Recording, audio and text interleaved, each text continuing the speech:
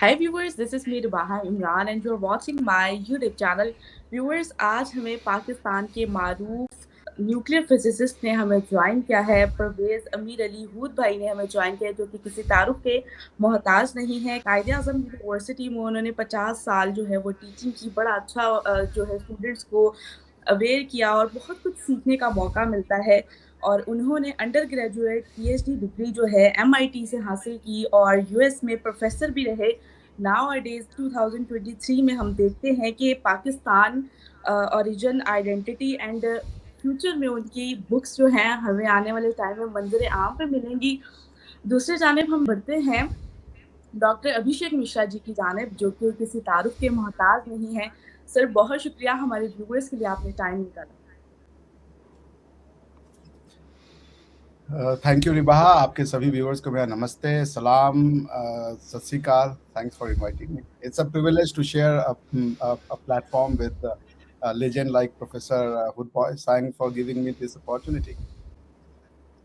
Doctor अभिषेक sir, थोड़ा सा introduction आप अपना हमें खुद बताइएगा कि आप नाउ डेज किन किन बुक्स पे काम कर रहे हैं और किस यूनिवर्सिटी से आपने पीएचडी की डिग्री हासिल की, और थोड़ा सा हमारे व्यूवर्स को बताइएगा। और व्यूवर्स, आपने सर परवेज हुड भाई का भी जो है वो चैनल बहुत ही ज़बरदस्त है और अभिषेक सर का जो चैनल है वो भी बहुत ज़बरदस्त है। दोनों के चैनल को भी सब्सक्राइब करिएगा। दोनों के जो चैनल का लिंक है वो नीचे डिस्क्रिप्शन में मैं पेस्ट कर दूंगी, तो आप लोगों ने दोनों के चैनल को सब्सक्राइब करना है। अभिषेक सर, काइंडली हमारे व्यूवर्स को अपने लाइफ का एक्सपीरियंस बताइएगा। तो उसके साथ ही हमारे जो हैं परवेज साहब, उनसे आज हम बहुत लंबी गुफ्तगू करने वाले हैं। उनके साइंस और मज़हब की कनेक्शन को हम जो है वो जानने की कोशिश करेंगे। वैसे तो बहुत बुक्स वो लिख चुके हैं और बहुत से आर्टिकल्स लिख चुके हैं और उनके मुशाहिदात से हमें बहुत ज़्यादा जो है वो फ़ायदा पहुँचता है, बहुत कुछ इल्म हासिल करने का मौका मिलता है। फिर स्टार्ट कीजिएगा। रिबाहा, मेरा कोई बहुत ज़्यादा बड़ा डिस्क्रिप्शन नहीं है। मैंने अभी पीएचडी करी है हैम्बर्ग यूनिवर्सिटी से। मैं वहाँ प्रोफेसर था कुछ दिनों तक। फिर मैंने ब्रिटिश यूनिवर्सिटी में लॉ पढ़ाया। अब मैं इंडिया में आ गया हूँ। यहाँ पे गोवा में एक लॉ यूनिवर्सिटी है, उसमें मैं एसोसिएट प्रोफेसर हूँ। और मैंने अपनी मास्टर्स जो है graduate institute of international studies Switzerland से और नेशनल यूनिवर्सिटी ऑफ सिंगापुर से किया है। और फिर इंडिया से मेरी बाकी प्रारंभिक शिक्षा सब मैंने इंडिया से ही की है। एंड बस मेरा भी इंटरेस्ट वही है जो परवेज सर का है। मैं भी न्यूक्लियर थ्योरेटिकल आस्पेक्ट पे बहुत काम करता हूँ। मैंने सर के आर्टिकल्स को पढ़े हैं कई, जो डॉन में वो पब्लिश करते हैं। उनकी स्पीचेस को मैंने घंटों सुना है, तो बिल्कुल इंस्पायर रहा हूँ सर से, उनकी बातों से, और बहुत कुछ सीखने को मिला है। So indirectly he is my Ustad, he is my guru. तो it is great opportunity to learn few more things. और मैं आज बस इतना कहूँगा कि कोई डिबेट नहीं है। मैं यहाँ पे सर के स्टूडेंट की तरह आया हूँ और जो भी मैं कहूँगा वो सर की बातों में कुछ एडिशन होगा। उसका किसी भी तरीके से कंट्राडिक्शन या अपोजिशन करने का कोई वो नहीं होगा। इसको उसी तरीके से देखा जाए। Thank you so much. Sir, बहुत शुक्रिया। डॉक्टर साहब, आपका वक्त का बहुत शुक्रिया कि आपने हमारे व्यूवर्स के लिए जो है वो टाइम निकाला। तो सर, मैं सबसे पहले आपके एक्सपीरियंस से जो है वो ये जानने की कोशिश करूँगी, मतलब हमारे व्यूवर्स ये जानने की कोशिश करेंगे कि पाकिस्तान में साइंस और फ़लसफ़े में इतनी दूरी की वजह क्या है? और टू नेशन थ्योरी, क्या कहेंगे आप कि साइंस और मज़हब की एक जंग है, और क्या कहेंगे आप?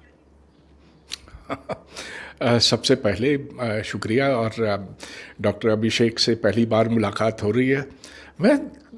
उन्होंने कहा कि वो मेरी किसी बात से इख्तलाफ नहीं करेंगे। I hope that's not true.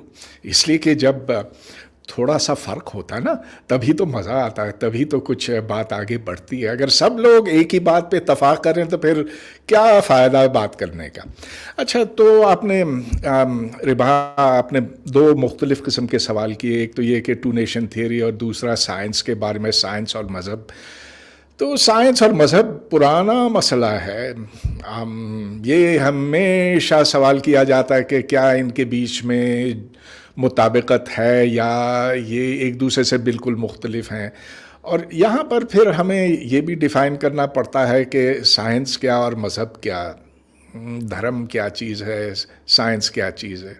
तो मैं समझता हूँ कि अगर हम इसको सबसे पहले अच्छी तरह से समझ लेना कि साइंस क्या है। साइंस का मकसद है कि जो हमारे आसपास की दुनिया है इसको हम कवानीन, लॉज की बिना पर समझ सकें कि इसके पीछे जो भी हम देखते हैं, जो भी हम अपने आसपास देखते हैं, चाहे वो फूल पत्ते उनके रंग हो या सैयारों की हरकत या ये कि बीमारियां कैसे होती हैं और क्यों ख़ास किस्म की बीमारियों पाई जाती है ख़ास किस्म के लोगों में, यानी कि डीएनए का स्टडी लेकर evolution of universe, early universe तक, वो सब कुछ साइंस के ज़मरे में आता है।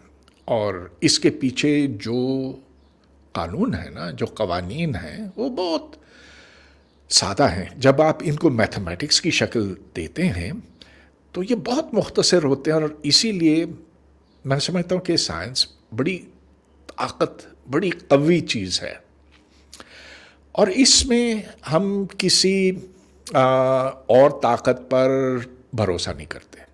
मतलब ये कि जो कुछ दुनिया में है उसको हम जान सकते हैं सिर्फ और सिर्फ अपनी अक्ल इस्तेमाल करके। तो अक्ल, तजर्बा, ये जो साइंसी तरीक़ा कार कहलाता है उस पर अमल करके। अच्छा, जहाँ तक धर्म या मज़हब की बात है, ये तो बहुत मुख्तलिफ़ किस्म के होते हैं, लेकिन इनमें एक चीज़ मुश्तरक है, यानी कि आप मानते हैं जो आपको बताया गया है बचपन में, उसको आप कबूल करते हैं। आप कहते हैं कि यही सच्चाई है क्योंकि मेरे माँ बाप ने मुझे ये बताया था। खैर, कुछ लोग ऐसे भी होते हैं जो कहते हैं कि हम इस ईमान पे यूं पहुँचे कि हमने सोचा और समझा, और बहुत से बड़े बड़े सवाल हैं, मसलन ये कि कायनात को किसने बनाया, ये कानून किसने बनाए, वगैरह वगैरह। तो वो फिर किसी एक नतीजे पर पहुंचते हैं और फिर उससे वो हटते नहीं। वो कहते हैं कि this is the absolute truth. अब यही फ़र्क आ जाता है साइंस और धर्म में, मज़हब में, कि साइंस में हम हर चीज़ को खुला छोड़ते हैं। हम कहते हैं कि जिन उसूलों की बिना पर हम पहुँचे किसी नतीजे के ऊपर, उन उसूलों को भी हम टटोलेंगे, हम उनको परखेंगे। हमारे लिए कोई चीज़ मुक़द्दस, होली नहीं है। We only believe in what can be tested. तो ये फ़र्क इन दोनों में है। अलबत्ता साइंस आपको ये नहीं बताएगी कि कायनात क्यों बनी और इसके पीछे क्या मकसद है, और कि हम जब मरेंगे तो क्या हमारे 7 जन्म होंगे, 530 जन्म होंगे, या जन्नत दोज़ख जाएंगे, या कुछ भी नहीं होगा। ये तो सब खुले सवाल हैं। So these are irresolvable differences. तो सर, आप टू नेशन थ्योरी के हवाले से क्या कहेंगे? दो कंट्रीज के दरमियान एक जो है मजहब के नाम पर दो अलग अलग कंट्रीज बना दिए गए, और जिसपे अभी तक कॉन्फ्लिक्ट, यानी कि 75 इयर्स गुजर चुके हैं, कॉन्फ्लिक्ट्स ख़त्म होने का नाम ही नहीं लेता, जिसमें कई जंग भी आ जाती हैं। और एक तो वो जंग चले साइड पे कर दे, वो बांग्लादेश वाली चले वो तो साइड पे कर दे, लेकिन हमने काफ़ी जंगें लड़ी उनके कश्मीर के नाम पर, और अभी तक वो कॉन्फ्लिक्ट रिजॉल्व नहीं हुआ। आप क्या कहेंगे कि टू नेशन थ्योरी बनने का मकसद ठीक रहा? क्या हम सक्सेसफुल हो पाए? टू नेशन थ्योरी जिस मकसद के लिए हमने पाकिस्तान बनाया वो भी ठीक रहा? क्या उसमें सक्सेसफुल मतलब हम उस मकसद को पूरा कर पाए हैं? देखें, मैं तो टू नेशन थियरी को नहीं मानता। मैं तो समझता हूँ कि यहाँ पर नेशंस के एतबार पर इस वक्त, यानी कि इस बड़े सगीर हिंद में, जिसमें इंडिया, पाकिस्तान, बांग्लादेश सब शामिल हैं, बहुत से नेशंस हैं। और ये तकसीम से पहले 1947 से पहले भी बहुत से यहाँ पर बहुत सी कौमें थीं। अब ये एक बहुत बड़ी ओवर सिंप्लिफिकेशन है कि सिर्फ दो ही कौमें हैं जो यहाँ पर आबाद हैं, और कि जैसा कि जिन्ना साहब ने कहा, ये आपस में कभी शांति और अमन के साथ नहीं रह सकते। खैर वो बात तो जिन्ना साहब की बहुत ही गलत निकली ना, वो तो हमने बांग्लादेश के बनने के बाद ही देख लिया कि ऐसी चीज़ तो हो ही नहीं सकती। और ये देखें, बांग्लादेश तो कहता कि हमें पाकिस्तान से तो बात भी नहीं करनी, हम उनको वीज़े भी नहीं देंगे। हम कहते हैं ना पाकिस्तान में कि ये इंडिया का कसूर था, कि इंडिया ने साजिश की। अरे भाई, साजिश की, चलो मान लिया, तो कम से कम अब हमारे साथ दोस्ती तो करो। वो कहते हैं कि कुट्टी, हम तो बात ही नहीं करेंगे जब तक तुम माफ़ी नहीं मांगोगे, तुमने हमारे साथ क्या कुछ किया था। तो दो कौमी नज़रिया, इट डजंट मेक सेंस। अब इसको देखिए, मेरी पूरी किताब है इसके ऊपर, Pakistan origins, identity and future. तो उसमें देखिए, एक एकेडमिक के लिहाज से हमें ये जानने की ज़रूरत है कि ये दो कौमी नज़रिया आखिर बना कैसे, ये कितना पीछे तक जाता है। क्या ये उस वक्त शुरू हुआ जब मोहम्मद बिन कासिम यहाँ 712 में आया? हमारी जो सरकारी किताब है ना, वो कहती हैं कि पाकिस्तान उसी वक्त शुरू हुआ। I mean there can't be more nonsense than that. लेकिन ये हमारी किताबों में लिखा हुआ है कि जब पहला मुसलमान इस सरजमीन पे पहुंचा तो उस वक्त पाकिस्तान का जन्म हुआ, और पहला पाकिस्तानी खुद मोहम्मद बिन कासिम है। या रब, इस how much more stupid can you get than that. वो बेचारा मोहम्मद बिन कासिम वापस चला गया 2 साल के बाद, तो उसको, जिसने उसको भेजा था, उसी को मार डाला। Poor chap was killed, very good general, लेकिन उसको मार दिया। अच्छा, यहाँ इस्लाम धीरे धीरे आया, ठीक है, मोहम्मद बिन कासिम पहला था, लेकिन अरब तो इंडिया की सरजमीन पे बहुत पहले से थे, इस्लाम से बहुत पहले थे। और जब इन्वेजन्स हुई, सेंट्रल एशिया से हुई, अफ़गानिस्तान से हुई, ईरान से हुई, तो यहाँ इस्लाम आहिस्ता आहिस्ता फैला।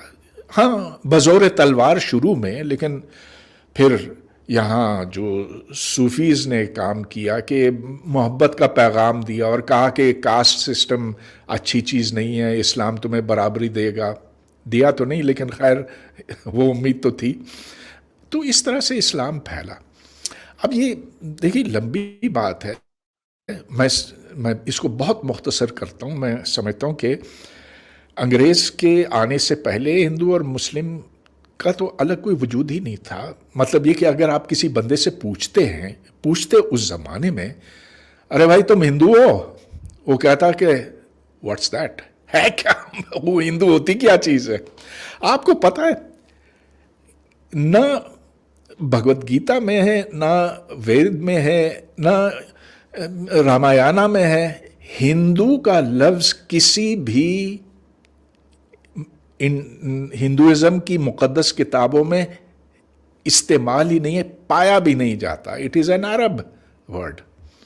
तो अगर आप किसी से पूछते कि भाई हिंदू हो तुम, he would say what's that. मुसलमान से पूछते, वो कहते कि हाँ, वो कलमा तो पढ़ लेता, लेकिन कहता कि मैं या तो तुर्क हूँ या अफ़गान हूँ, या इधर इस अफ़गानिस्तान से आया हूँ, या ऐसे बहुत थोड़े थे। जो 90% या 95% थे, वो तो इधर के कॉन्वर्ट्स थे, और वो कहते कि मैं इस गांव में रहता हूँ, मेरा बाप ये है, मैं ये काम करता हूँ या वो काम करता हूँ। तो लोगों की शनाख्त जो है उनके पेशे से होती थी, उनके आबा व अजदाद से होती थी, उनके गांव से होती थी, तो ये, और उनके कास्ट से होती थी, है ना। उधर दर्जाबंदी तो मुसलमानों में भी होती थी। कोई ये, अब देखें, हम उनको मलीच कहते हैं जो घटिया काम करते हैं, मिसाल के तौर पे वो जो हजामत करते हैं वगैरह वगैरह। So there was no identity then. ये आइडेंटिटी तो धीरे धीरे बनी है, और ये अंग्रेज़ के आने के बाद इसमें बहुत तेज़ी आई, और सिर्फ इसलिए नहीं कि अंग्रेज़ की कोई साजिश थी, लेकिन अंग्रेज़ को ऐसे लोगों की भी ज़रूरत थी जो उनके साथ हुक्मरानी करें, और इस तरह से फिर मॉडर्न एजुकेशन, जदीद तालीम आई, उसमें जो उससे ज़्यादा फ़ायदा उठा सके वो अंग्रेज़ के ज़्यादा करीब हो सके। जो जिन लोगों ने ये कहा कि नहीं नहीं हमको मॉडर्न एजुकेशन चाहिए ही नहीं, हमें अंग्रेज़ी नहीं सीखनी है, हमें साइंस की ज़रूरत नहीं, वो पीछे रह गए। तो मुसलमान पीछे रह गए, हिंदू आगे हो गए, फ़र्क उनमें बढ़ा, और होते होते फिर इसको जो पॉलिटिकल लीडर्स हैं उन्होंने इस्तेमाल किया। टू नेशन थियरी सिर्फ जिन्ना और इकबाल और सर सैयद की नहीं है, it is also equally Savarkar and Golwalkar, वो जो उस ज़माने में जाने पहचाने भी नहीं जाते थे, लेकिन जिनकी थीसिस अब आप समझ लें कि इंडिया में मरकज़ी हैसियत रखने लगी है। सही हो गया सर। अभिषेक सर, मेरा सेम क्वेश्चन आपसे भी यही है कि टू नेशन थ्योरी आपके नज़दीक क्या है? ये साइंस और मज़हब की एक जंग है या इसके अलावा कुछ और? इसकी हकीकत क्या है? और जो मतलब different authors two nation theory को डिफरेंट रंग दे चुके हैं, आप क्या कहना चाहेंगे इस बारे में? देखिए, प्रोफेसर साहब ने बहुत अच्छे से एक्सप्लेन किया कि साइंस और रिलीजन क्या है। मैं इसमें चीज़ जोड़ूंगा कि साइंस एक it's not a noun itself, ये अपने आप में कोई गोल नहीं है। साइंस एक प्रक्रिया का नाम है, एक प्रोसेस का नाम है। तो कई लोग साइंस को ऑब्जेक्टिव समझ लेते हैं कि जैसे science is itself an object. Science is a process, science is how you do something. आप कैसे कोई चीज़ करते हो वो साइंस है कि नहीं है। जैसे भगवान है, इसका एक तरीका ये कि मान लिया भगवान है, अब वो भगवान क्या है, कैसे है, उसके और क्या क्वेश्चंस हैं कि भाई ऑब्जर्वर इफेक्ट क्या होता है, नॉन ऑब्जर्वर इफेक्ट क्या होता है, इस पर जाने की कोई जरूरत नहीं है, भगवान है, बोल दिया। तो आपको भगवान पे विश्वास करने या ना करने का तरीका भी साइंटिफिक हो सकता है। How do you approach the God, ठीक है ना, उसमें बहुत अंतर आता है। और यहाँ पे हिंदुस्तान की जो फिलॉसफी थी वो पिट गई। हिंदुस्तान की फिलॉसफी ने अपने आप को उस तरीके से प्रेजेंट नहीं किया जैसे वो करना चाहिए था। जैसे प्रोफेसर साहब ने बहुत अच्छी बात की, साइंस एंड रिलीजन वाकई में मुख्तलिफ है, लेकिन साइंस और धर्म मुख्तलिफ नहीं है। साइंस और रिलीजन तो मुख्तलिफ है, पर साइंस और धर्म मुख्तलिफ नहीं है, क्योंकि रिलीजन और धर्म एक वर्ड नहीं है। जैसे कई वर्ड होते हैं दूसरे टेक्स्ट बुक्स में, आप जब खासकर एज अ लॉयर जब हम फ्रेंच वर्जन या इंग्लिश वर्जन पढ़ते हैं तो हम ये देखते हैं कि एक वर्ड जो उसका कॉरेस्पॉन्डिंग वर्ड किसी दूसरे भाषा में यूज किया है, तो क्या वो दोनों सेम मीनिंग को कनोट करते हैं? आंसर है नहीं। धर्म जैसे है, धर्म कतई रिलीजन नहीं है, कोड ऑफ कॉन्डक्ट नहीं है। धर्म गुण है, धर्म प्रॉपर्टी है किसी वस्तु की, किसी भी चीज की। सो जो धार्मिक ट्रेडिशंस हैं, जैसे आप हमारे यहाँ पे सांख्य दर्शन पढ़ें या और भी चीजें पढ़ें, तो उसमें वो बताते हैं कि चीजों को समझने का तरीका क्या है, वही साइंस है basically. How do you know a phenomena? जैसे जब मैं अपनी लॉ के कोर्स में जाता हूँ तो पहला क्वेश्चन अपने बच्चों से पूछता हूँ, तुमने अपनी जिंदगी में लॉ कब पढ़ा था? बहुत नॉर्मल सा क्वेश्चन है, जो आपको दिखाता है कि कैसे एक माइंड जो है वो अपने एनवायरनमेंट जिसमें वो खेल कर रहा है उसके ऊपर कितना इम्पैक्ट होता है। तो मेजॉरिटी ऑफ द बच्चे बोलते हैं सर हमने लॉ कभी नहीं पढ़ा है, क्योंकि उनके दिमाग में लॉ ऑफ सोशल साइंसेज चल रहा होता है। वो criminal law, contract law, international law, इसको वो सोच रहे थे। और जब मैं उनको ये बोलता हूँ कि भाई तुम क्लास 6 से ही लॉ पढ़ रहे हो, laws of physics, laws of chemistry, जैसे प्रोफेसर साहब ने भी कहा कि लॉज जानने का जो तरीका है वही बेसिकली साइंस है, उनके कानून को। मगर फिर मैं बच्चों को ये भी समझाना चाहता हूँ कि लॉज ऑफ फिजिक्स और लॉज ऑफ क्राइम में क्या अंतर है? Are they the same because the word is same? नहीं है अंतर। यही समझने का प्रयास जो था, उसमें हम हिंदुस्तानी जो हैं वो बहुत पीछे, क्योंकि हमारी चीजों को लोगों ने पढ़ा और उसको अपने हिसाब से इंटरप्रेट करके दुनिया को बेच दिया, जिसमें हम बार बार हमें कहा जाता है कि ये ऐसे लोग हैं जो ये विश्वास करते हैं कि इनके यहाँ पे न्यूक्लियर बॉम्ब था। उसके रीजन का कारण है जो मैं एक्सप्लेन करना चाहूंगा कि होता क्या है। जब आप लॉज ऑफ मैटर को देखते हैं, which is also the study of law, I mean professor साहब as much lawyer as I am, the only thing is that he is concern with laws of matter. तो laws of matter और laws of human being में क्या अंतर है? दोनों laws है, तो क्या हम ये अज्यूम कर लें कि दोनों को एक ही चश्मे से देखा जाना चाहिए? आंसर है नहीं। लॉज ऑफ मैटर में आप ऑब्जेक्ट के बिहेवियर को स्टडी करके डिस्क्राइब करते हैं। लॉज ऑफ सोशल साइंसेज में आपका ऑब्जेक्ट यानी जो ह्यूमन बीइंग है उसके बिहेवियर को स्टडी करके आप प्रिस्क्राइब करते हैं मोड ऑफ बिहेवियर। दोनों is study of behaviour, laws of matter and laws of social sciences, they all are study of behavior, but the approach is different। जो science उनके पीछे की है वो डिफरेंस है। एक है डिस्क्रिप्टिव साइंस, दूसरी है प्रिस्क्रिप्टिव साइंस, कि भाई इंसानों को कैसे बिहेव करना चाहिए। जो लॉज ऑफ रिलीजन है, जिनको आप डिवाइन लॉ कहते हैं, वो इसी पे चलती है, और उस लॉज की वैलिडिटी का क्वेश्चन जो हम जैसे फिलोसोफर सब अट्रैक्ट करते हैं ये दिखाने के लिए कि वैलिडिटी किसी गॉड से नहीं आती।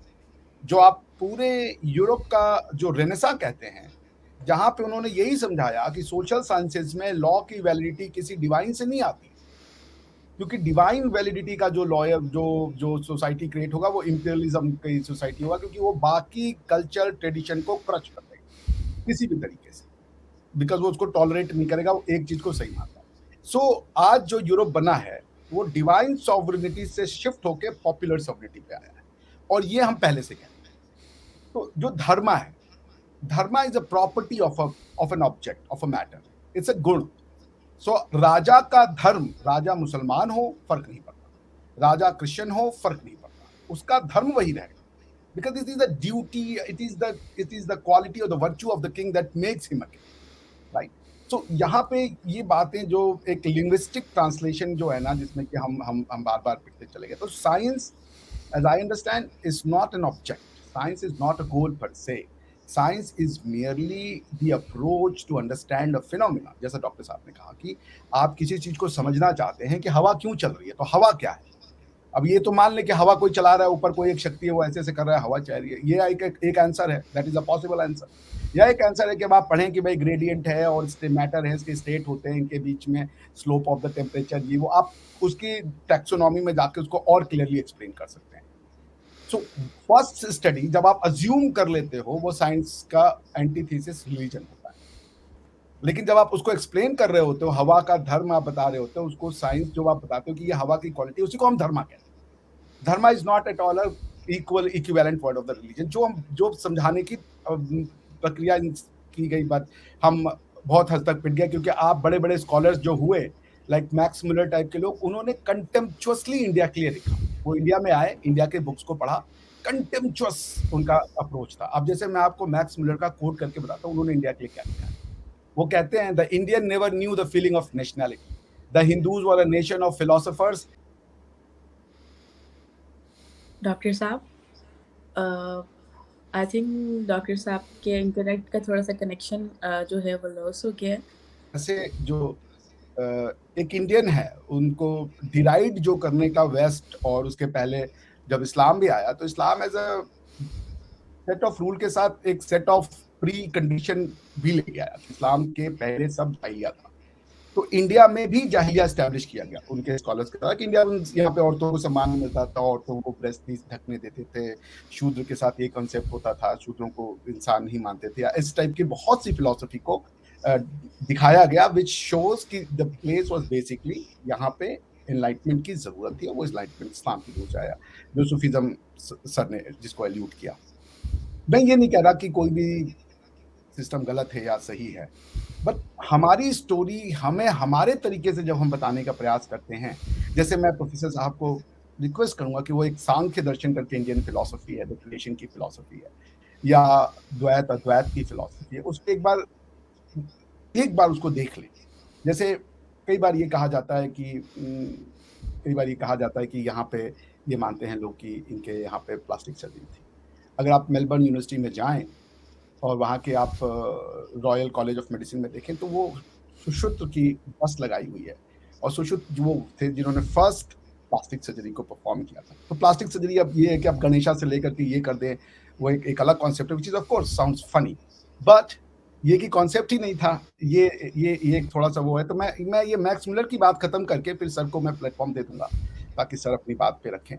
तो मैक्स मुलर साहब कहते हैं कि the Hindus were the present alone which is the real and living solution of the problems of the past and the future seems never to have attracted their thoughts. History supplies no second instance where the inward life of the soul has so completely absorbed all the practical faculties of a whole people, and in fact almost destroyed those qualities by which a nation gains its place in history. India has no place in the political history of the world. मैं आपको Karl Marx का बता दूंगा। Karl Marx ने कहा कि Karl Marx was anti capitalism, anti imperialism, but उनकी 1869 की 1865 की 2 पीसेज हैं जो उन्होंने न्यूयॉर्क के किसी न्यूज़पेपर में लिखा और ये कहा कि I am anti imperialism but British imperialism in India is justified. क्यों? क्योंकि ये जो वेस्ट इन ईस्ट के लोग हैं इनको जीने का तरीका नहीं आता, और जब तक ये अपनी प्रिमिटिव लाइफस्टाइल के साथ जिएंगे तब तक ये इकोनॉमिक डेवलपमेंट नहीं कर पाए।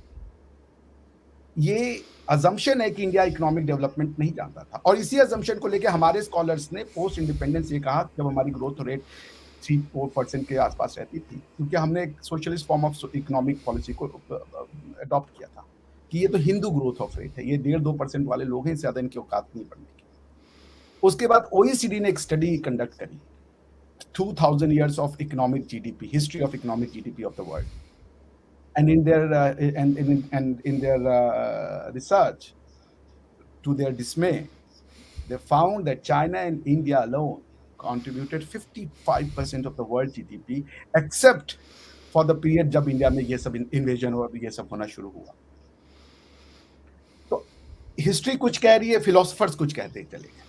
हमें हमारी हिस्ट्री को हमारे तरीके से बताने नहीं दिया। अब जैसे वर्ण सिस्टम है, जब मैं लॉ का स्टूडेंट था, and I just take one minute, जब मैं लॉ का स्टूडेंट था तो हमें ये बताया गया कि there is a sources of law, and because जब आप सोर्स लिखेंगे तो ABC लिखेंगे, तो ABC not necessarily has to be in a vertical relationship. कोई जरूरी नहीं है कि वो ऑर्डर, अगर ऑर्डर है तो उसमें छोटे या बड़े का हो, ऑर्डर हॉरिजॉन्टल भी हो सकता है और ऑर्डर वर्टिकल। तो अगर कोई ABC क्राइटेरिया है तो कोई जरूरी नहीं है कि कौन बड़ा है कौन छोटा है। So the same thing happens with the Varna system. What was the philosophy and how it was presented?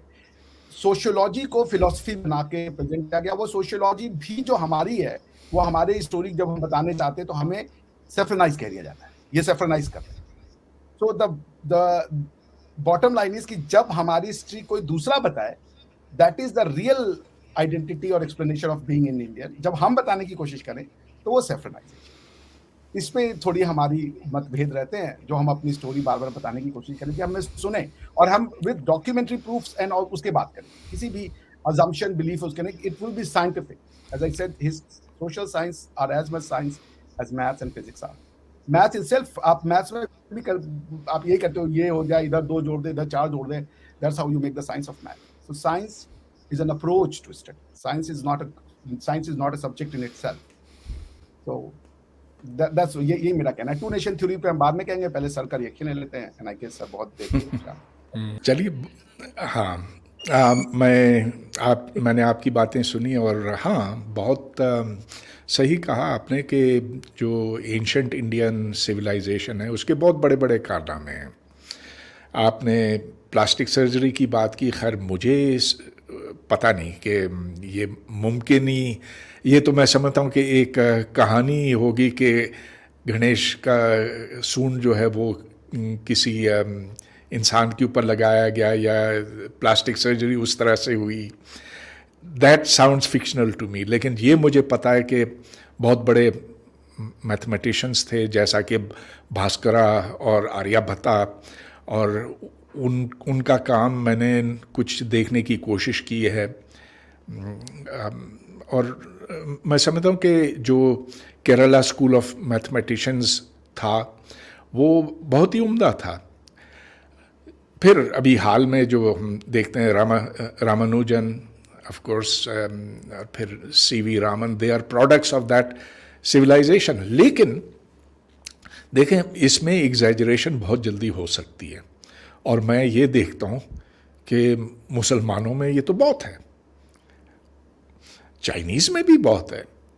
Chinese की जो पुरानी सिविलाइजेशन थी, उन्होंने शायद इंडिया के बराबर या उससे बड़ा भी काम किया होगा। पहली बार पेपर वहीं पे बना, गन पाउडर बना, जो पहले सुपरनोवा देखे गए थे, जो पहली रायशुमारी हुई, सेंसस हुआ, वो चाइना में हुआ। जो उधर स्टील प्रोडक्शन, आयरन प्रोडक्शन थी, वो इंडस्ट्रियल रेवोल्यूशन के बराबर की थी हंड्रेड्स ऑफ ईयर्स अगो।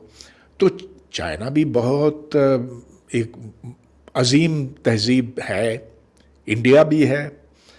अच्छा, मुसलमान जो अरब के हैं ना, उन्होंने बहुत ज़बरदस्त काम किए थे, जो आप देखते हैं कि एल्गोरिथम है, वो अल-ख्वारिज़मी का इन्वेंशन है, एटसेट्रा एटसेट्रा। तो लोग इस चीज़ में डूब जाते हैं और फिर उसके अंदर मुबालगा आराई, एग्जैजरेशन होती है। तो सैफनाइजेशन ऑफ इंडियन हिस्ट्री तो डेफिनेटली हुई है, और उस सैफनाइजेशन में फिर डिनाइल्स भी आ जाते हैं, जैसा कि अब आप देख रहे हैं कि इंडिया की किताबों में से जो पूरा मुग़ल दौर है वो निकाला गया है। That is disgraceful, I think. और ये वही काम इंडिया कर रहा है जो पाकिस्तान ने किया। अब देखें, पाकिस्तान में इधर जो हिस्ट्री है वो 712 से शुरू होती है। What nonsense! I mean there was a thriving civilization much before that. आजकल तो यहाँ पर चंद्रगुप्ता मौर्य के बारे में नहीं बताया जाता, and of course that was a magnificent civilisation.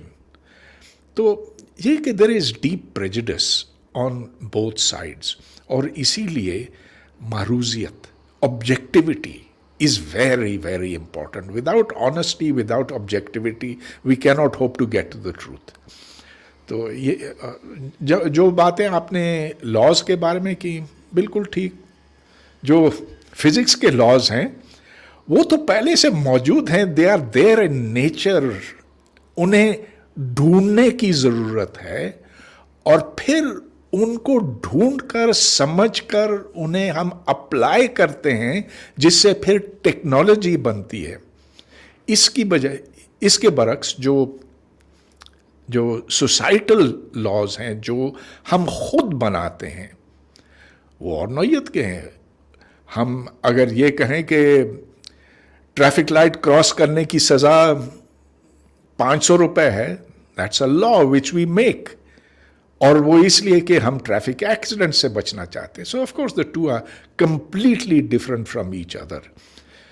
मैं आपकी इस बात से, अभिषेक, आपकी इस बात से इत्तेफाक करता हूँ, एग्री, कि जो इस्लाम एक बहुत क्लोज सिस्टम दिखाई देता, और ख़ास तौर पर शरीयत के एतबार से, शरीयत gives you definite laws of inheritance, के लड़की को आधा मिलेगा, लड़के को डबल मिलेगा,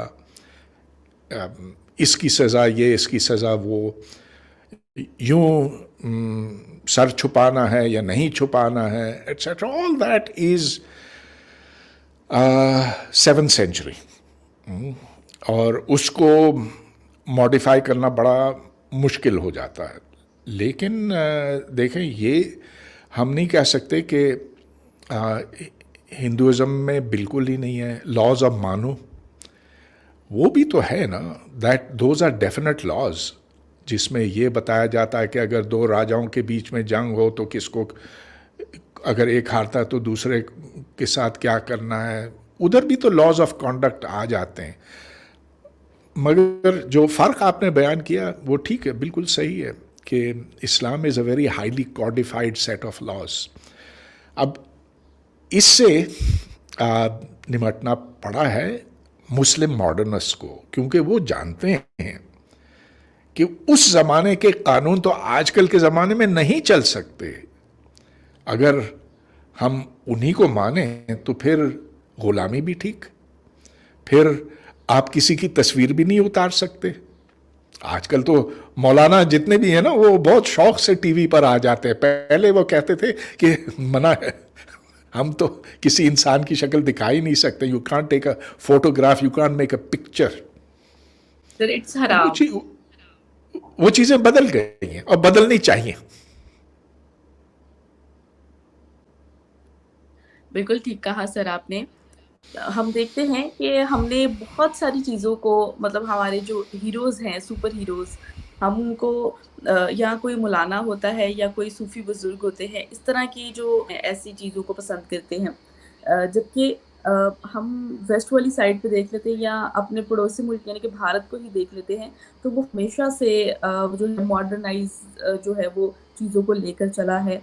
उनके हीरोज़ मुख्तलिफ हैं, वो मतलब डेवलपमेंट की तरफ काम कर रहे हैं। हमने बहुत सी चीज़ों को देखा, इवन कि मलाला यूसुफ़ज़ई हमारी जो है वो हमारे सामने एग्ज़ाम्पल हैं और उनको काफ़ी क्रिटिसाइज़ भी किया गया, जो उनके साथ यहाँ पर सोसाइटी में सलूक किया गया, वो भी हमारे सामने है और उनको नोबेल प्राइज़ भी मिला, ठीक है। डॉक्टर अब्दुल सलाम को नोबेल प्राइज़ मिला, ठीक है। मलाला यूसुफ़ज़ई को नोबेल प्राइज़ मिला। तो उसके बाद उन दोनों यानी कि पाकिस्तान की सोसाइटी ने उन पर काफ़ी तनकीद की। तो आप इस बारे में क्या कहना चाहेंगे? किसकी क्या वजह है कि हम जो डेवलपमेंट की तरफ या अपने कंट्री का नाम रोशन करने के लिए या दुनिया की तरफ ज़्यादा मतलब अपने मुल्क को मॉडर्नाइज़ करने के लिए आगे बढ़ता है, तो उसको तनकीद का निशाना यहाँ पर क्यों बनाया जाता है? जबकि होना तो यही चाहिए कि हमें तरक्की की तरफ आगे बढ़ना चाहिए। आप क्या कहेंगे इस बारे में? देखें, जो आज़ादी अफ़कार है, फ्रीडम ऑफ थॉट, वो एक मुआशरे को आगे ले जाता है और जितनी ज़्यादा आज़ादी होगी और जितनी आसानी से लोग अपने ख़यालात का इज़हार कर सकेंगे, तो उसी हिसाब से उस मुआशरे के अंदर ख़राबियाँ दूर हो सकेंगी। तो मैं समझता हूँ कि जो आज़ाद, जो खुले समाज हैं, वो ज़्यादा खुशहाल और बेहतर समाज होते हैं। ये हमने देखा कि जहाँ जहाँ घुटन होती है, उधर लोग नाखुश होते हैं, उधर खराबियों की कोई निशानदेही नहीं किया जा सकता और वहाँ पर जो क्रिएटिविटी होती है, जो तख्लीकी सलाहियतें हैं, वो कुचली जाती हैं। तो मैं तो समझता हूँ कि जो पाकिस्तान में हमने अब्दुल सलाम को मजहबी बुनियादों पर धुतकारा और कहा कि ये हम में से नहीं है, हमने उनके बड़े कारनामों से इनकार किया। मलाला यूसुफ़ज़ई, हालांकि she is a nice ordinary girl, उसने बहुत ज़बरदस्त काम किया। उसने लड़कियों को, बच्चियों को तालीम देने की कोशिश की, उसको गोली से मारने की कोशिश की गई। अच्छा है कि वो, बहुत अच्छा है कि वो बच गई। अब हमें मानना चाहिए कि she is someone who did work for ordinary girls in Pakistan, लेकिन उसकी बजाय हम कहते हैं कि ओह ये तो वेस्टर्न एजेंट है। तो दिस इज़ नॉनसेंस, बिल्कुल ये गलत बात है। अच्छा, मैं समझता हूँ कि इंडिया में जो आज़ादी होती थी, वो एक बहुत बड़ी वजह थी कि इंडिया ने आगे इतनी तरक्की की। तो मैं ज़रा पुरानी बात कर रहा हूँ, लेकिन 2004 में मैं जवाहरलाल नेहरू यूनिवर्सिटी गया था और उधर मैंने एक तो ये कि उधर मैंने एक फ़िल्म बनाई थी, जो मैंने उधर दिखाई, कश्मीर, पाकिस्तान, इंडिया। अच्छा, बम्बई में जब मैंने दिखाई ना, तो उधर कुछ आरएसएस के लोग आ गए, उन्होंने गड़बड़ की। लेकिन जेएनयू में मैं दिखा सका, बहुत अच्छी डिस्कशन हुई। 10 बजे शुरू किया और रात 1 बजे तक डिस्कशन होती रही। अब ये चीज़ नहीं हो सकती वहाँ पे। क्यों नहीं हो सकती? इसलिए कि उधर एक क्रैकडाउन हुआ है और वो इसलिए कि उधर भी अब इंटॉलरेंस बढ़ रही है। अब उधर जो मीडिया के ऊपर पाबंदी लगाई जा रही है, जो उधर बीबीसी को भी सेंसर किया जा रहा है, that's not a good thing. It's not good for India in the long run. फिर तो इंडिया और पाकिस्तान में फ़र्क ही नहीं रह जाएगा अगर ये चीज़ चलती रही। तो अब मेरे जो इंडियन दोस्त हैं, वो तो they are fighting against it and they should.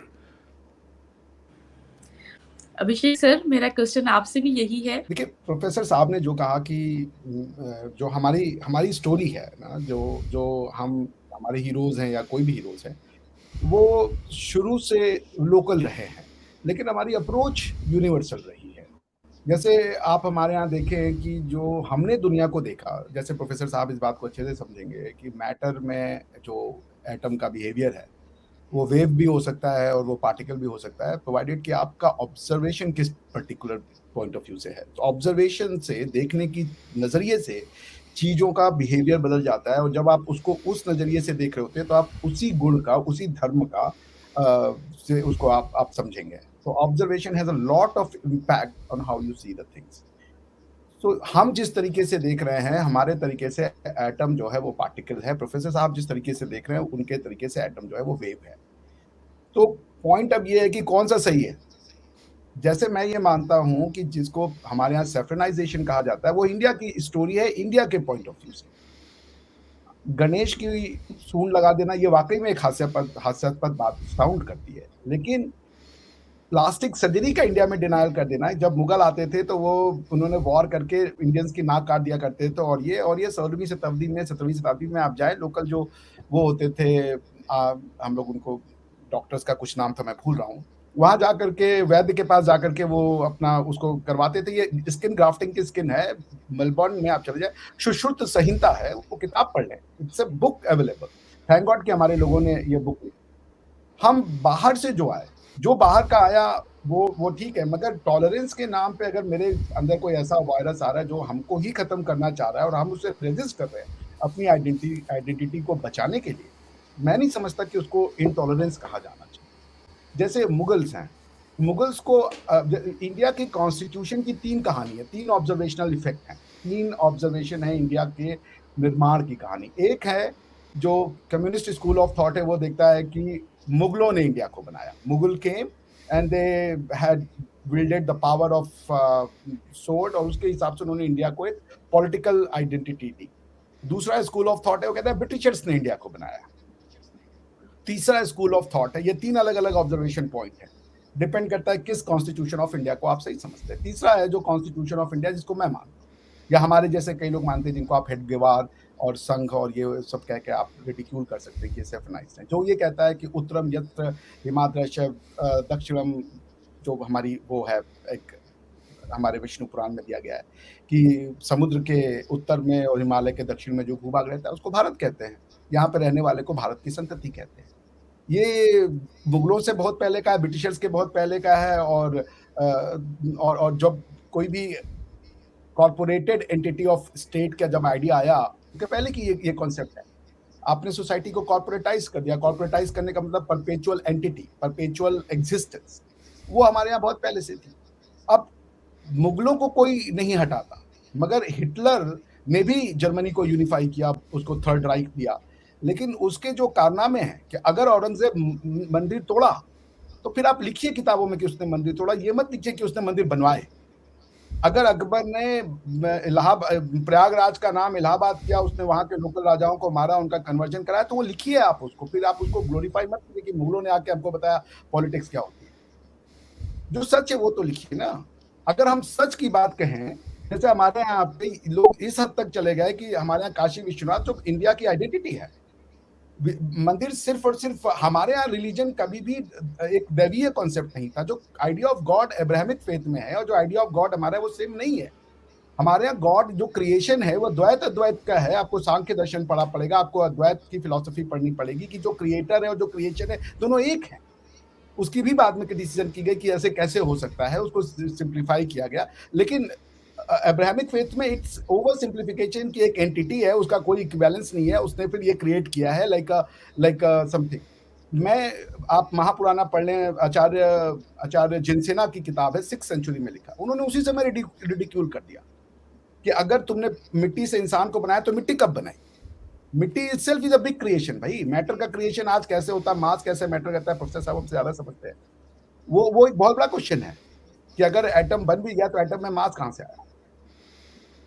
Point ये है कि हमारी स्टोरी में हम मुगलों को नहीं हटा रहे सर, हम कह रहे जो सच है वो पढ़ो।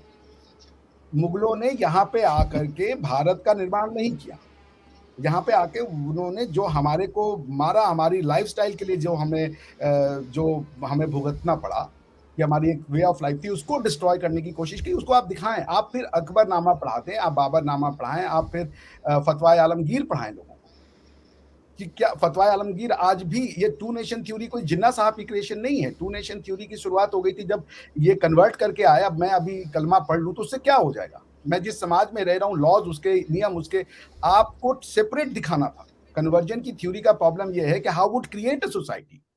मेरे लिए बहुत ईजी है, कलमा पढ़ देने से मेरे में कोई फर्क नहीं पड़ेगा। यही होता है, अगर मैं यहाँ भी कह दूं ला इलाहा इल्लल्लाह मुहम्मदुर रसूलुल्लाह, इससे क्या हो जाएगा? मैं इन्हीं के बीच में रहूंगा, इन्हीं समाज में रहूंगा, मेरे भाई वही रहेंगे। सो जो टू नेशन की थ्योरी, जो कोई ये टू नेशन थ्योरी बेसिकली अगर आप देखेंगे तो यूरोपियन डिसऑर्डर, जब डिसमेंबरमेंट हुआ 1919 में, जब दो बड़े बड़े एम्पायर टूटे, ऑटोमन और हॉब्सबर्ग डायनेस्टी, तो उसके बाद ये हुआ कि यूरोप को कैसे रिकॉन्स्टिट्यूट करें, एक बड़ी एडमिनिस्ट्रेटिव प्रॉब्लम आ गई। तो उस पे वहाँ के जो आप देख लें, जो वुड्रो विल्सन और इनके रशियन कुछ स्कॉलर्स थे, उनके बीच में ये डिस्ट्रीब्यूट हुआ कि नेशन स्टेट कैसे आप डिफाइन करोगे, क्योंकि उनका ये थ्योरी था कि नेशन स्टेट क्रिएट करो आप। But the question is what is nation? एक बिब्लिकल फेथ ऑफ नेशन है। हमारे यहाँ नेशन नहीं है। Nation is an entirely biblical idea. Nation is an Abrahamic idea. हमारे यहाँ आपको अगर जो social nation is a creation of social order, कि कई नेशन है, what you are defining is a social order of diverse human behavior, different behavior का different nation। हमारे यहाँ उसको वर्ण सिस्टम कहा, बिकॉज ये जो वैदिक किताबें लिखी ये डिस्क्रिप्टिव इंसाइट से, जैसे प्रोफेसर साहब ने कहा, laws of matter are descriptive, you observe them, you simply provide for the behaviour कि ये ऐसा ही करेगा, आप इसको उसको अप्लाई करो। मैं क्या करूँगा आपको नहीं पता, क्या चल रहा है, क्या चलता है आपको। जी, मेरा ख्याल है आवाज़ रुक गई आपकी। मैं इनसे एक सवाल करना चाहता हूँ। हाँ, तो अभिषेक, मैंने आपकी बात सुनी और आप कहते हैं कि इंडिया की पुरानी बहुत पहले से शुरू होती है और कि पहले, आज से हज़ारों साल पहले जो भी उधर रहता था वो एक नेशन का रुकन था, एक नेशन का मेंबर था। ये नहीं, अच्छा, तो ज़रा इसकी वजाहत करें, क्योंकि ये तो सावरकर का तो कहना है ना कि जो भी इंडिया में पैदा हुआ ही belongs to the Hindu nation, और किताब है उनकी हु इज़ अ हिंदू, जिसका जवाब वो ये देते हैं कि whoever was born in India before the invasions, और इन्वेजन से उनका मतलब है मुस्लिम एंड ब्रिटिश इन्वेजन्स। तो आप इस बात को सही समझते हैं या गलत?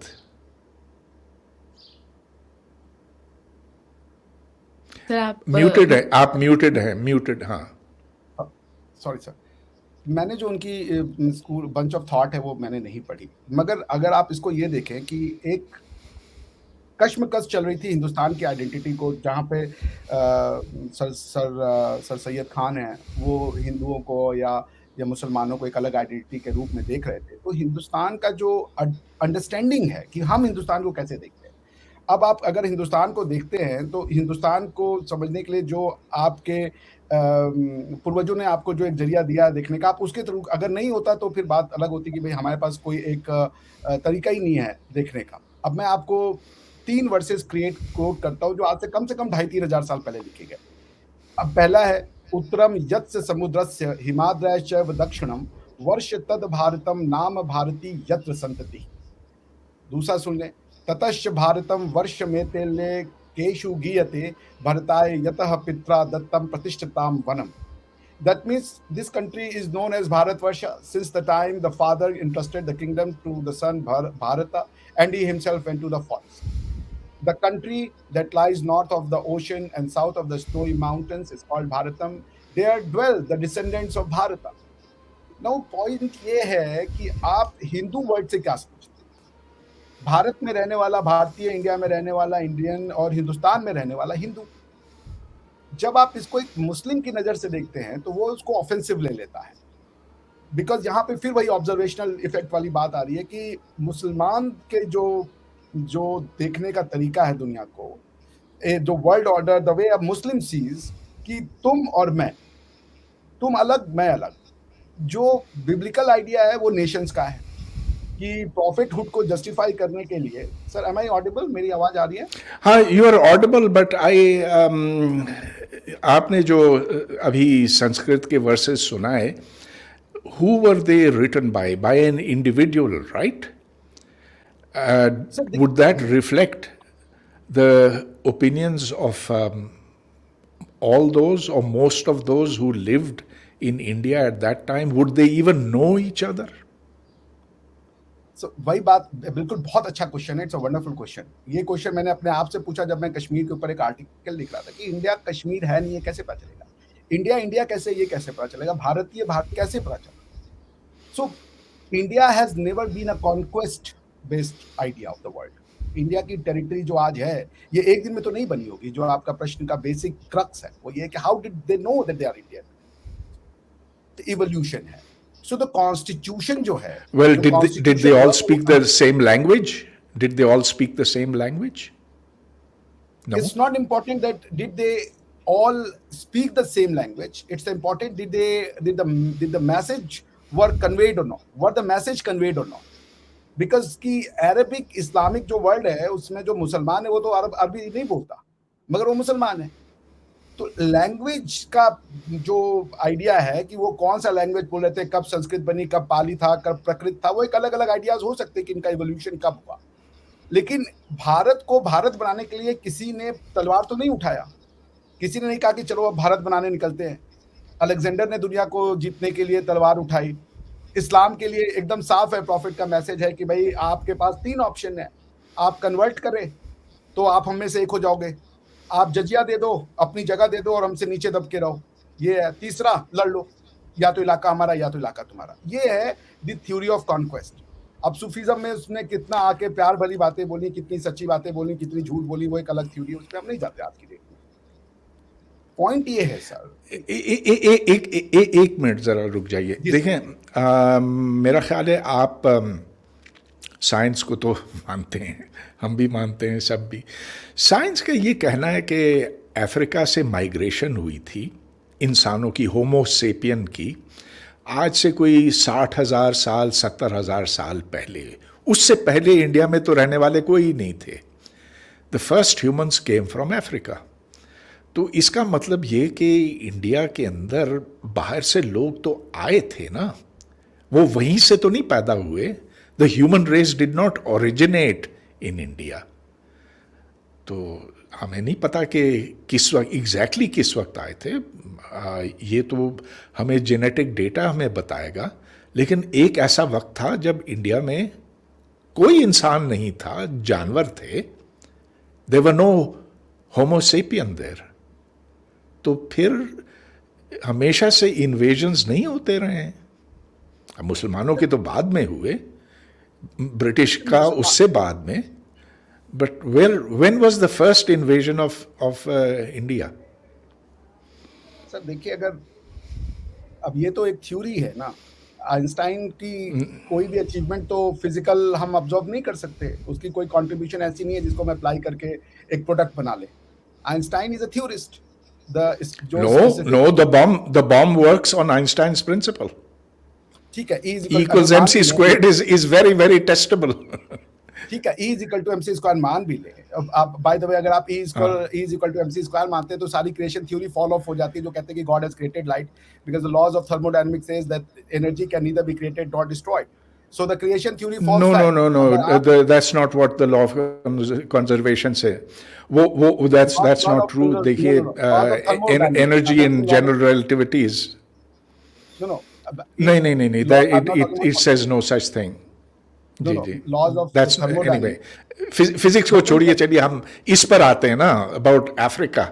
So wasn't India the subject of an नहीं, theory नहीं है. It's genetically based. इसको आप टेस्ट कर सकते हैं.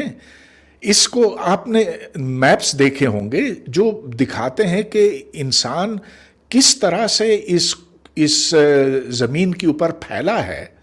We have streams of people reaching out into different parts of the earth. ये थियोरी नहीं है. इसको आप रिफाइन कर सकते हैं, लेकिन इसकी हकीकत से तो आप इनकार नहीं कर सकते ना. तो अगर आपका प्रपोजिशन ये है सर कि मैं मान लो अगर आपकी बात कि at one point of time humanity evolve from one thing. जैसे आप अगर वेदों में जो क्रिएशन थ्योरी को पढ़े तो उसमें ये भी लिखा है कि जो क्रिएशन थ्योरी है उसमें जो क्रिएटर है, पौ का नाम दिया हुआ है, ऑब्जर्वर, उसने अपनी क्रिएशन को बढ़ाने के लिए अपनी ऑब्जर्वेशनल फिनोमिना को बढ़ा दिया. तो पहले अगर 1 सेल क्रिएशन किए गए तो 1 सेल क्रिएशन की जो ऑब्जर्विंग कैपेसिटी वो इतनी कम थी कि वो जो ऑब्जर्वेबल वर्ल्ड था उसका बहुत लिमिटेड पार्ट देख सकता था. उसने अपनी क्रिएशन की अपनी ऑब्जर्वेशन को बढ़ाने के लिए और जो फिजिकली डिसर्नेबल वर्ल्ड है उसको समझने के लिए कई और क्रिएशन किए. तो from single cell you went on to multiple cell and finally a human being. human being is also at the sum total of cells and stems and all that, nothing else. So point ये है कि अगर हम ये बात कर रहे हैं कि इंडिया की क्रिएशन की थ्योरी कोई नहीं है, क्योंकि at the point of time everyone started from Africa, तो हम सब अफ्रीकन हैं. पॉइंट ये नहीं है. पॉइंट है कि जो गवर्नेंस मैकेनिज्म की शुरुआत हुई थी जब इंसान अपनी सिविलाइजेशनल जर्नी शुरू करता है, तब से की बात की जा रही है. क्योंकि अगर हम तो ये तो दुनिया में जगह जगह हुआ है, तो ये तो दुनिया में जगह जगह हुआ है. What's so unique about that? I mean the Chinese are just as great a civilisation as Indians, even greater probably. I'm not, no, yes, even greater. There are many civilizations much greater than India. कोई उसमें शक ही नहीं है. हम तो दुनिया के सबसे बेहतरीन हैं, ये हमारा मानना नहीं. जी सर, आप सर. तो मैं आपसे एक सवाल करना चाहता हूं जो आजकल के ज़माने के हिसाब से रेलेवेंट है. चलिए, ये मुसलमानों के इन्वेजन हुए, तलवार के ज़ोर से आए, फिर कुछ कन्वर्जन्स हुई, खुशी खुशी हुई, जो भी हुआ सो हुआ. लेकिन आजकल के हिंदुस्तान में आप क्या समझते हैं कि तमाम शहरियों को, तमाम सिटीजन्स को एक जैसे रखा जाना चाहिए कि नहीं, या एक और दूसरे में फ़र्क करना चाहिए? Should the laws of democracy apply to all citizens of Pakistan, of India equally? Pakistan का भी मैं ये सवाल कर सकता हूँ, लेकिन about India. Should this become a Hindu Rashtra? Yes, it should become a Hindu Rashtra without any question. India is a Hindu Rashtra. It should not just become Hindu Rashtra. It's a Hindu Rashtra. Rashtra is a very difficult concept. जैसे मैंने कहा धर्म और religion नहीं है same, वैसे ही राष्ट्र और स्टेट और नेशन सेम वर्ड नहीं है. रही बात की क्या हिंदू, मुसलमान और दूसरे जो दिगर मजाहिब हैं उनको सेम ट्रीटमेंट है, हमारे यहाँ कभी ये कहा ही नहीं गया. हमारा कॉन्स्टिट्यूशन जो है, कॉन्स्टिट्यूशन अगर आप हांस केल्सन की किताब पढ़ लें सर, उसका किताब का नाम है general theory of law and state, जरूर पढ़िए अगर आपके पास थोड़ा सा समय हो. और दूसरी किताब है theory of pure theory of law and state, pure theory of law. What is a constitution जो आप आज अच्छा, तो ये बताइए, do you have any objection to Pakistan being an Islamic state? हम कहते हैं कि ये इस्लामी राष्ट्र है, तो ये अच्छा लगता है आपको? जी बिल्कुल, मुझे अच्छा लगता है. अरब एक इस्लामिक राष्ट्र है, पाकिस्तान एक इस्लामिक राष्ट्र है, ये बड़ा मुश्किल है. लेकिन अरब एक इस्लामिक राष्ट्र है, इसमें तो कोई शक नहीं, क्योंकि प्रॉफेट मोहम्मद. मुझे तो बहुत बुरा लगता है कि पाकिस्तान एक इस्लामी राष्ट्र है. मैं तो समझता हूँ कि बिल्कुल सेक्युलर होना चाहिए, और तो मैं समझता हूँ कि इंडिया को भी होना चाहिए. आप मुझे सेक्युलर का मतलब बता दें. सेक्युलर से आप क्या समझते हैं? सेक्युलर का मतलब ये कि रियासत, स्टेट की नज़र में तमाम सिटीजन्स, तमाम शहरी एक बराबर होते हैं. ज़रा सा भी फ़र्क नहीं होना चाहिए लॉ की नज़रों में, और मौके, अपॉर्चुनिटीज़ के हवाले से. तो मैं समझता हूँ कि जो पाकिस्तान में है सो बिल्कुल गलत है. मैं समझता हूँ कि जो इंडिया के शुरुआत के दिन थे, नेहरू के ज़माने में इंडिया एक सेक्युलर स्टेट था. अब मुझे बहुत फिक्र है, बहुत परेशानी है कि ये हिंदू राष्ट्र बनता जा रहा है, and it will become like Pakistan. फिर क्या फ़र्क रहेगा आप में और हम में? आप मुझे बस 2 मिनट दे दीजिएगा तो मैं आपके प्रश्न का उत्तर. M I Audible? मैं सुनाई दे रहा हूँ क्या? Yes, okay. तो देखिए सर, फिर वही मतलब मैं अनइक्विवोकली कहूँगा भारत को एक हिंदू राष्ट्र बनना चाहिए, बल्कि भारत एक हिंदू राष्ट्र है.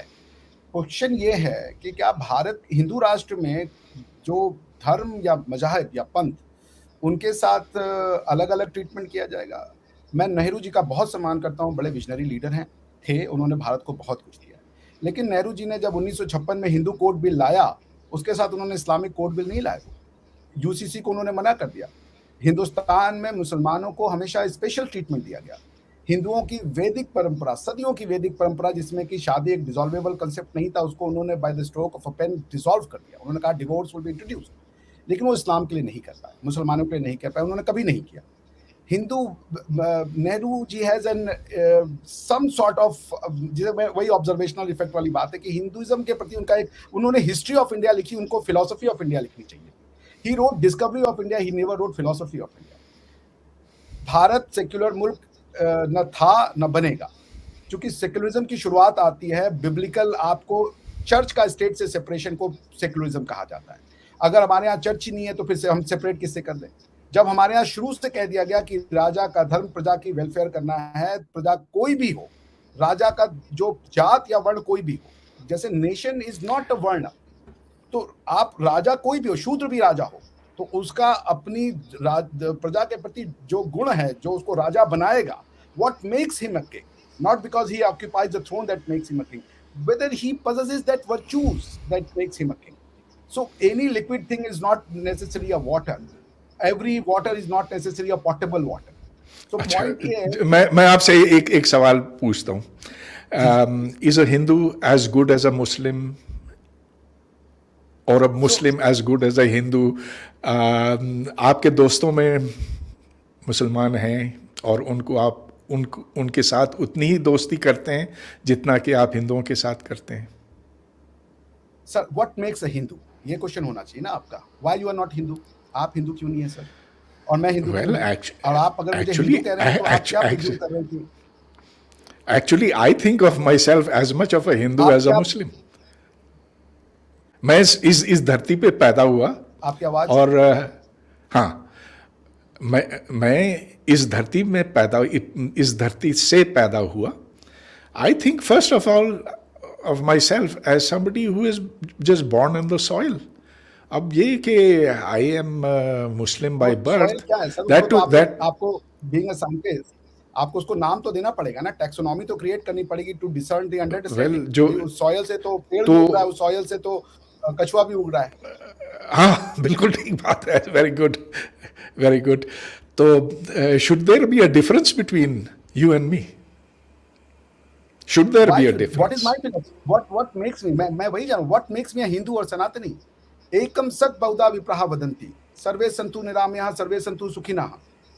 दुनिया अहम निजम परोति, जो हमारा फॉर्मूला है कि दुनिया में छोटे लोग होते हैं जो दुनिया को, टू नेशन थ्योरी हिंदू नहीं बोल सकता, क्योंकि उसका जो फिलॉसफी है सर, उसकी जो फिलॉसफी का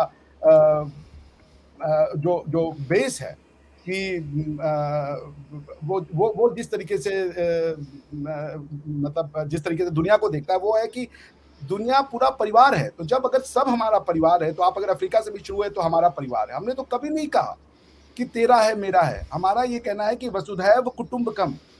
जो बड़े लोग होते हैं दुनिया को परिवार मानते हैं, तो परिवार में अफ्रीका भी आता है, अरब भी आता है। ये दूसरी थ्योरियां आई जिन्होंने ये डिस्टिंक्शन किया कि तुम हिंदू हो मैं मुसलमान हूं। हिंदू कभी नहीं कहता कि आप मुसलमान हो मैं हिंदू हूं।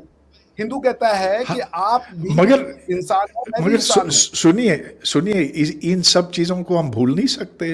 Why do they matter? I don't care whether I am a Hindu और a Muslim. Yes, exactly. It shouldn't.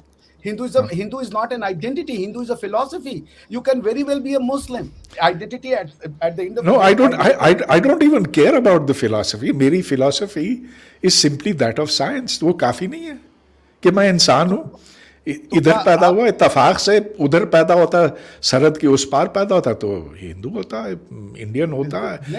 ये तो सारे इत्तेफाकात है ना। Why do these damn things matter? आप मेरे प्रश्न का उत्तर दीजिए, क्या पाकिस्तानी होने का मतलब सिर्फ मुसलमान है? देखें, मैं सिर्फ अपनी बात कर सकता हूँ कि मुझे तो इस बात पे ना फख्र है ना गम है कि मैं पाकिस्तानी हूँ, ना फख्र है ना गम है कि मैं मुसलमान पैदा हुआ। All these don't matter to me. Why should they matter? बात नहीं है। No sir, that is not my question. मेरा क्वेश्चन ये है कि जब हम साइंस की बात कर रहे हैं तो what is the science of Pakistan? I am trying to understand. यही ना साइंस है, पाकिस्तान को समझने की प्रक्रिया का नाम साइंस होगा। आप पाकिस्तान में कोई हिंदू पाकिस्तानी हो सकता है या नहीं हो सकता है? इधर हैं, हिंदू हैं, डरे हुए हैं, जिस तरह अब मुसलमान। हाँ, नहीं वो हैं बिल्कुल। मेरे दोस्त हैं इधर, मेरे हिंदू दोस्त हैं पाकिस्तान में, तो मैं उनको अपना ही समझता हूँ, मुझ जैसे ही हैं। वो क्वेश्चन मेरा नहीं है। मेरा क्वेश्चन बहुत बहुत पॉइंटेड है। क्या हाँ हिंदू पाकिस्तानी हो सकता है या नहीं हो सकता? आपका दोस्त हो, दुश्मन हो, कोई ज़रूरी नहीं कि हिंदू आपका दोस्त हो, उसने आपके साथ बुरा किया तो क्यों आप उससे दोस्ती करेंगे? आपकी चोरी कर ले, आपका सामान चोरी कर ले, तो कोई ज़रूरी नहीं कि जस्ट बिकॉज़ वो हिंदू है तो हाँ आप दोस्ती कर लें। दोस्ती तो हाँ इंसान से हाँ, होगी। ठीक मेरा ठीक ठीक बात है, मे बिल्कुल ठीक बात है। मेरा हाँ, प्रश्न आपसे ये है कि क्या हिंदू पाकिस्तानी हो सकता है या नहीं? That is the question. न सिर्फ हो सकता है, समथिंग लाइक 2%, 2% यहाँ आबादी हिंदू है। इससे ज़्यादा होनी चाहिए, लेकिन 2% तो है ना, प्रॉब्ली तो समथिंग वो लाइक कैसे टू पाकिस्तानी है? थ्री में। पाकिस्तान का मतलब तो ला इलाहा इल्लल्लाह मुहम्मदुर रसूलुल्लाह। अरे ये अरे अरे पाकिस्तानी अरे तो कैसे होगा? अरे देखें, उनको एग्जैक्टली इक्वल राइट्स नहीं मिले फॉर्मली, लेकिन कॉन्स्टिट्यूशन ये कहता है कि they are equal citizens. I don't think they it's constitution मैंने राइट। पढ़ा है सर, आपका कॉन्स्टिट्यूशन हाँ, नहीं कहता गलत है, है। बिल्कुल बिल्कुल, वो उस आपका कॉन्स्टिट्यूशन को कॉन्स्टिट्यूशन कहता है बदलने। कि everyone has a right to human rights या इन द कॉन्टेक्स्ट और as per the Islam, that's it. वो क्वालिफाई कर देते हैं, जितना इस्लाम देता है उससे हाँ ज्यादा नहीं मिल सकता। तो मेरा हाँ आपसे हाँ, फिर प्रश्न ये है, बात ठीक है आपकी, ये बात आपकी ठीक है। तो उसमें उसके भी ना बहुत से डायमेंशंस हैं, लेकिन आपने ये सवाल किया कि क्या एक हिंदू पाकिस्तानी हो सकता है? Answer is most definitely yes. उसको ग्रीन पासपोर्ट मिल सकता। ठीक है, आपने अब in order to come to this answer आपको कुछ फॉर्मूलाज वो अच्छा, चाहिए आई होंगे। Really have to go, so can we end in 2 minutes? Yes sir, sure. देखिए, मैं बस इतना बस कहूँगा कि आपने पूछा कि इंडिया में एक राइज ऑफ नेशनलिज्म या कह लें या जो भी है, उसकी वजह से इंडिया हिंदू पाकिस्तान बन रहा है। ये बेसिकली एक मिसनोमर है, हिंदुस्तान को नहीं समझने की प्रक्रिया है। मैंने फिर वही कहा, ऑब्जर्वेशनल इफेक्ट, कि आप कौन है, आप मुगलों को आक्रांता मानते हैं या मुगलों को अपना मानते हैं। मैं ये मानता हूँ कि जो हिंदुस्तान में आया, एक समय तो सब एक ही समय से वन सेल से इंसान बने, लेकिन जब से ये सिविलाइज्ड वर्ल्ड की एक गवर्नेंस के सिस्टम की शुरुआत हुई, तब से स्टार्टिंग पॉइंट हम लें अगर, तब से अगर कोई हमारे यहाँ आता है, बहुत से लोग आएंगे और जाएंगे, लेकिन ये कि अगर वो आने के बाद ये कहें कि यहाँ की हर चीज़ गलत है, इसको तोड़ो और इसको मरोड़ो, इसको ख़त्म करो, मैं उनको अपना नहीं मान सकता। हिंदुस्तान में वही अपना बनेगा मेरा जो आकर के कहे कि मेरी भाषा भी, मैं पाकिस्तान में आऊँ, कहूँ कि मस्जिद बंद कर दो, मंदिर शुरू करो, घंटियाँ बजेंगी, उर्दू नहीं चलेगी, संस्कृत चलेगी, यहाँ पे जो पुराना निज़ाम है सब खत्म, अब हमारा चलेगा। तो आप मुझे क्या कहेंगे सर? गलत है, और 100 साल बिल्कुल गलत है, बिल्कुल। मैं आपसे इत्तेफाक करता हूँ कि कोई किसी पे जबरदस्ती ना करे। I'm so sorry, चलिए। sir, if I sounded anyway uncomfortable. अच्छा, नहीं I'm so नहीं नहीं sorry. नहीं I'm your नहीं, student as always. see we need to have these discussions. I am very clear about it कि I don't care one damn bit whether I'm Hindu, Muslim, Christian, Yes, whatever. sir. To me everybody is the same.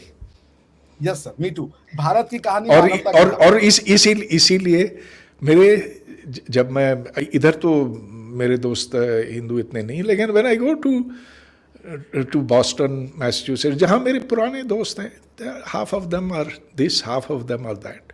तो and most of and all of them don't care. उनको कोई फिक्र नहीं। Yes, yes. वो in Germany चीज़ों में से मेरा roommate पाकिस्तानी आज़ाद था। हो गए। हाँ, ओके, जर्मनी में good, my roommate was Pakistani and we used to live like a brothers.